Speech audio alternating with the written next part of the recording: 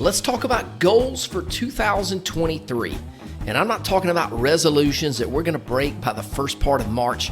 I'm talking about well thought out goals that we set, we plan for, and we work hard to achieve in business, in finance, and personally. Goals for 2023. Let's do this.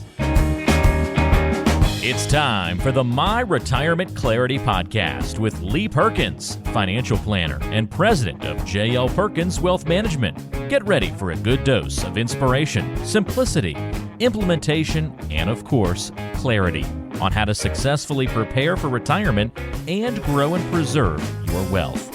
Here's Ben George with Lee Perkins.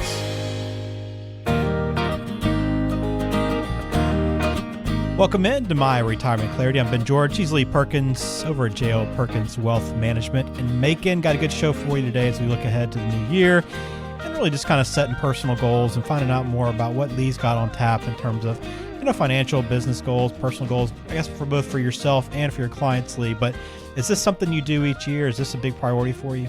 Yeah, and I like the topic that we're going to talk about today because I think goal setting is something that a lot of people have difficulty doing. And one of the things that I always ask people when they come into my office, what are their goals? And, 9 times out of 10, somebody's going to give me some type of return goal for their investment, meaning, I want to get 6% or 8% or whatever it is. But that's not what we're going to be talking about on today's show. We're talking about goals for your life, what makes you happy, what's going to move the needle on those kind of things. And I think that's way more important than a return goal on their assets. And so it should be a helpful show for people. So maybe not really going down the path of like New Year's resolutions. Mm-hmm. But anyway, it should be a lot of fun today. Yeah, and I think this will be good too to kind of get a better sense of what Lee prioritizes every year, and maybe you'll find a goal or two that you can add to your list for 2023 and some things that maybe you want to try to accomplish in the new year. And if you want to talk with Lee more about what we discussed today, or you want to lay out some goals or maybe see what's achievable for your retirement, you can always go to talkwithlee.com, schedule a meeting there. Great place to start, and you can find everything online at myretirementclarity.com as well. All right, let's start personal goals, Lee. We're going to go into some business, financial, maybe some relationship goals as well. But let's start personal goals. What do you have on your list right now? Yeah, so when I think about personal goals, like I said earlier, a lot of people think about New Year's resolutions, which winds up being some type of weight loss goal or exercise goal, and as much as anybody, I probably need to do some of that. I get exercise playing pickleball, but I probably need to do something else. So certainly it's a great thing to have a health goal. We could all use that. But it doesn't have to just be that. What if you had a goal to read a certain number of books? So for me, this was a goal that I set last year, and I told myself, hey, I want to read one new book every single month. So 12 books. And so I started off really strong on this one. I bought a Kindle because I'd used my wife's Kindle and found that was a little bit easier for me to, or just a little more convenient for me to read. But you know what? I think I only wound up reading about 7 books last year. So I failed on that goal, but I'm going to give it another shot this year and go for that again. But, for other people, what about a travel goal? And this is a good one that when I'm talking to somebody and they mention that. So especially when thinking about the group of people that I work with, I don't want people that are in the 3rd and 4th quarter of their lives to be sitting at home and doing nothing in retirement, unless that's what sort of brings them joy. I want them to go out and really enjoy this phase of life. And for a lot of people, travel is a great outlet because you get to go and see new places, do new things, experience things that you've never done before. But it doesn't have to just be travel. I mean, I would love to set a goal to travel more this year, but it's a little hard to do for me since right now my daughter's cheer schedule sort of dictates our traveling. But maybe you want to take up a hobby, something you've been interested in but never started it. Something I'm thinking of a few things like painting. If you wanted to paint, take an art class. If you want to go play pickleball, take pickleball lessons. Start a garden, anything like that. You can research that and start doing that. It's just doing something, it's important for you to have something in your life that gives you some meaning and something to look forward to every single day. Whatever that is, set a goal and go after it. I like that. I try to do the reading as well. This year, I've kind of been a little bit better at it. I'm just trying to, I've set an easier goal. And I think this also helps is just, hey, 30 minutes a day. Just carve out 30 minutes a day to sit down and just read. Man, it's so hard to do because I've set the same goal, 12 books. And here we are at the day we're recording this, January 30th. I have the book on my end table at home next to the recliner. And I've read one chapter, and we're 30 days into the first month. So I got to pick it up. It's so easy to get distracted, but I found just take 30 minutes, stop what you're doing, 30 minutes, and just read. No matter how far you get, just take the 30 minutes. And I got a first book done in no time, but now I've started procrastinating again and putting it off. So this episode is going to get me refocused and back on track. I'm going home today and going to read 30 minutes and start that up again. So there you go. But again, having a personal goals is so important and gives you something to strive for throughout the year. All right. What about relationship goals? Do you have any of those in mind for this year? Well, yeah, and I think as we sort of discuss this one can be a little bit tough for people because we could probably all do things to enhance our relationships. Mm-hmm. If you think about your relationship with your spouse, what could you do this year? Meaning, what could you do to be intentional about something that would make your marriage better? Do you plan date nights? Are these things part of your regular schedule? And Ben, I think about this all the time, but at this point, I just think about it and hadn't really put it on the calendar. And now with, one kid away at college and the other one just turning 16. And like I said earlier, her having her own social calendar. Why would I not do that? Because we're going to have a little, we're going to have time to do that. So that's something that I'm going to work on, but I don't think it just has to be related to your relationship with the spouse.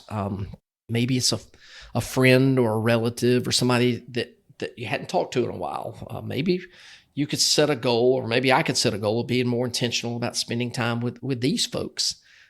Because I find myself during the week, maybe eating lunch when I go out to lunch, eating with the same people 3 or 4 times a week. I should probably mix that up. But from a relationship standpoint, one of the things I think about sometimes is people who are getting older, and a lot of the people that used to be in their social circles have passed away, or more of them passing away. And I think a lot of times these people can be lonely. And I'll tell you, I'm super, super impressed when somebody tells me that they go see Aunt Sally in the nursing home or in the assisted living facility every Thursday afternoon. It's, that person is going to get a crown, a jewel in their crown when they get to heaven, because I have not done that. And I'm sure I have relatives that are like that. I just haven't reached out to do it. So again, I don't want to be the relationship police here, but I think we could probably all do better in this area.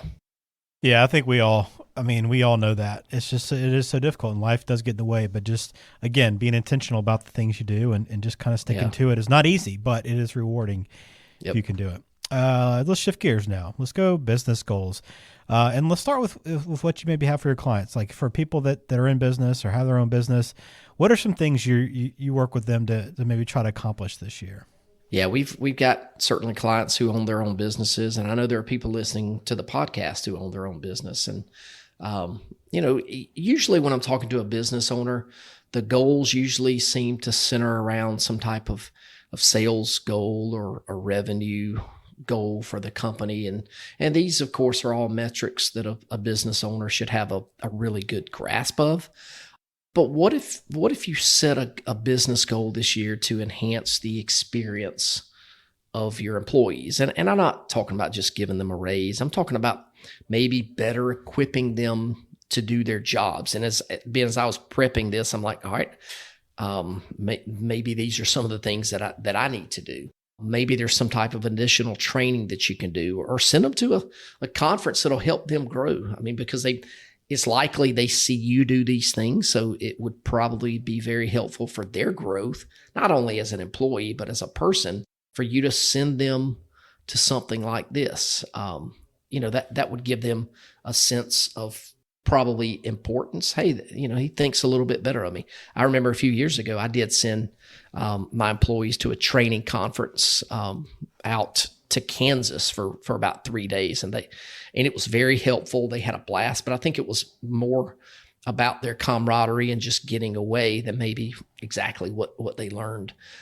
Here's another thing, really a business goal. I know for a lot of people that may be listening to the show, you're starting to wind down a little bit in your business. So maybe you've thought a little bit about an exit strategy in the past, but for some reason or another, you've put it off. So it's always next year, then the next year, then the next year. Before long, you've worked 5 or 6 years longer than you planned on it. So maybe this is a good time for you to think about it. And I'm not telling you to sell your business or shut the doors down right now. But if you've thought about it before, then you probably owe it to yourself to seriously look at some type of exit strategy. And I can certainly help with that conversation. Hey folks, Lee Perkins here. If you've listened to this podcast for any amount of time, you know how much I hate taxes, and I know you probably do too. Our politicians are completely out of control. Their spending is off the chart, and you've got to be prepared for increasing taxes in the future. So we've written a book called Diffuse: 7 Steps to Protecting Your 401k or IRA from the Ticking Tax Time Bomb. You're going to want to grab a copy of this book and learn how you can protect yourself. Then you'll have to decide if you want to take action right now or if you'd rather wait until the IRS changes the rules of the game. Either way, the choice is yours. To get a free copy of the book, just text the word diffuse to 478-475-2050. That's DEFUSE to 478-475-2050. And we'll send you a free copy. Thanks again for listening. Now back to the show. All right. Any financial goals that you have, maybe for yourself or specifically, obviously, the clients as well that you're working with? Yeah. I guess we are considered a financial show, so it certainly makes sense for us to discuss some financial goals. So when I think of financial goals, I want to think about things that I actually have control over. I don't have any control over the stock market. So if I wanted to set some type of return goal, this means I've got to invest in a way that's historically given me that type of return. But as we all know, it's certainly not guaranteed. So I want my financial goals to be something that I have control over. And so for me, typically this is either going to be a spending goal or a savings goal. So last year, this was kind of one of the first years that I've been intentional about this. I set the goal of saving a certain amount of money every single month. So I knew what my financials were at the end of 2021, and I knew that I had, X amount of room to save money every month. And so I did that, and I put it on autopilot. I set up automatic contributions every month from my checking account directly into an investment account. Now, this was totally separate from my retirement account at the office. And this is something that almost everybody can do to some level. And it doesn't have to be a bunch of money. It doesn't have to be $1,000. It could be $100 or $250 or $500, whatever works for you. But the important thing to do is to put it on autopilot. Divide that annual goal. If you want to save $10,000 this year, divide it by 12 and have that money come out of your checking account and go to an investment or savings account every single month. So that's a great way to set a savings goal. And I've done the same thing for me this year, Ben. We're going to increase that savings goal. We're just going to plug away because at the end of the year, I look back and I'm like, wow, I saved a good chunk of money. Mm-hmm. But a spending goal, this is another one I wanted to talk briefly about. And this is one that people don't really think about. But the longer I do this, the more I learn that people have trouble spending money that they've saved for retirement. And I'm not talking about people who are 100% dependent upon their retirement savings for monthly income every month. I'm talking about the people that have saved way more than they need for retirement and their money just sits there for the most part. So if this is you, I would encourage you to set a spending goal. And I'm not telling you just go out and buy a bunch of junk. I'm telling you to give yourself permission to spend the money that you've worked your entire lifetime for. So like I've said on the show before, and I'll say it again right now, you're going to enjoy it and appreciate it way more then your kids are going to appreciate it when you pass away. And if you don't want to spend it on yourself, that's fine. Be generous. Give it away while you're still alive. Certainly, you can start giving money to your children and watch them enjoy it, or you can give more away to charity. But I think far too often people sit around just waiting for a rainy day, and a lot of times that rainy day never comes. So give yourself permission to spend money, and you can set this up on autopilot too. You can have an extra $1,000 or $2,000 a month sent right to your checking account, and then hopefully you'll use this money to enhance the quality of your retirement lifestyle, or whatever it is. Yeah. When we talk about financial goals, would you put taxes on that list as well as something to maybe, if you haven't sat and spent time on and figured out a plan to do that this year? Yeah. I can talk about it, but man, so few people do it because it's not here. But we could go back to 2021. What if at the end of 2021, I said, hey, you know what? Inflation is going to be a big, big deal for 2022. You should probably start planning for it. And if I had a crystal ball and knew that was the case, people would take the time and plan for it. But almost nobody did. Now, as far as taxes, it's the same thing. We can talk about planning for taxes. And of course, if you want the book that we've written to help you prepare for this changing tax environment that we're in, text the word diffuse to 478-475-2050. And we'll send you a copy of that book. And that's certainly helpful. But to this point, probably most people aren't just going to sit around and think, wow, 2023 is going to be the year that I'm going to sit and really make a plan for taxes, because it's not sexy. But I'm here to tell you, there will be a time where you're going to look back and say, man, I wish I would have prepared for taxes, this tax environment that we're about to be in, because it's coming. It is definitely coming. Yeah. Again, text diffuse to 478-475-2050 to take advantage of that book offer. All right, let's kind of wrap up the conversation here for goals. Are there any other goals maybe that you have for clients, or any retirement goals you think listeners maybe could consider this year, set them up, or at least to level up their finances? Yeah, I think more, like I said earlier, more and more of my clients are setting some travel goals. A lot are starting to realize that they're never going to run out of money, so they want to enjoy things while they're young enough and healthy enough to do it. So, and even more and more now, Ben, I've got people who are paying for experiences for their kids and grandkids. And I think we talked about it on a previous podcast recently. Family trips, funded by my clients they're becoming way more common nowadays. And I think this is a great thing for people to do. I've also had a lot more clients volunteer. I've got clients who now serve on school boards, at the county commissioner's office and in their churches. They're staying busy and they're there's not a lot of sitting around and doing nothing with my client base. They're a pretty active group. So again, it's just about being intentional with your time, because like I've talked about on this podcast and every time I meet with people, it's just a reminder: your time is more valuable than your money, and the older you get, the more you figure that out. Absolutely. Well, if you want to sit down with Lee to talk about the year ahead and maybe make some priorities for your own life, your own finances, your retirement, best place to start is talkwithlee.com. Schedule a meeting right there through the website, talkwithlee.com. And you can check out any of our conversations that we've had on retirement planning and a lot of different topics. If there's something you have a question about, you can probably find it online, myretirementclarity.com. A lot of great tools and resources there for you right now as well. All right, let's take one mailbag question, maybe two if we have time, Lee. But let me start with Lillian, who is in Atlanta. And she asked this: I'm considering working with a new financial advisor, but only with half of my money. I want to keep the other half with a different advisor. Since you're a neutral third party without a vested interest, I'm hoping you can confirm that this is a good idea, since I'd be able to get advice from multiple people.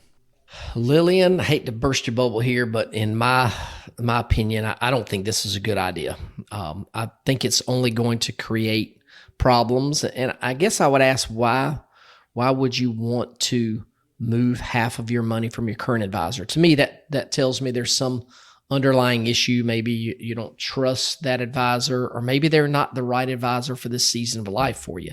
And that does happen frequently. But think about it in the context of a doctor. Do you want two different heart doctors? Because they could have varying opinions, and if you're getting too much information from too many different sources, it's going to be confusing. So I think you need one advisor, and you need to, if you're not comfortable with yours, interview another one. But I would not, I would not, if you were coming to me, I don't have people bring half of their money to, because I don't know what advice they're getting from the other advisor. So again, it's completely up to you, Lillian.